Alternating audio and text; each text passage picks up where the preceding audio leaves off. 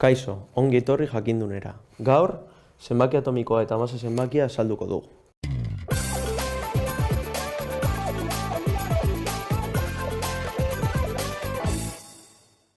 Zenbaki atomikoa atomoan dauden protoi kopurua da. Kasu honetan, elektroi eta protoi kopurua berdina da atomo neutro batean. Karga 0 delako.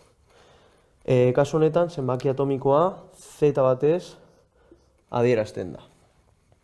Zer da masa zenbakia? Masa zenbakia nukleoi kopurua da. Hau da, nukleoan dauden azpipartikula kopurua da. Hau da, protoi kopurua eta neutroi kopurua. Kasu honetan, masa zenbakia A batez adierazten da. Eta A, zenbaki atomikoa, hau da, protoi kopurua, gehi, neutroi kopurua izango da. Kasu honetan, elementu bat adierazteko horrela adieraziko genuke. Hau izanez elementua, hau nukleoi kopurua, hau da, masa zenbakia, eta hemen zenbaki atomikoa adieraziz, hau da, protoi edo elektroi kopurua. Kasu honetan esaten da protoi kopurua dela, baina dakigu kantitate berdina dela. Kasu honetan, adibide batekin hobeto azalduko dugu. Kasu honetan, hau izango da gure elementua.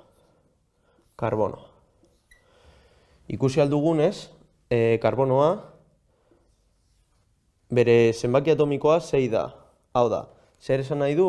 Protoi kopurua 6 dela. Ondorioz, elektroi kopurua berdina. 6. Orduan, ondorioztatzeko zenbat neutroi dituen partikula honek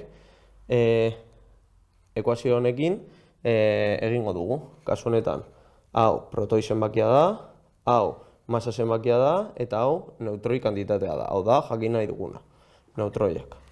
Kasu honetan, A, masa zenbakia, zein da? Ba, zenbakiak ematen digu, 12. Protoi kopurua zenbat da? Ba, zenbaki atomikoak ematen digu, 6. Eta jakin nahi duguna, N da.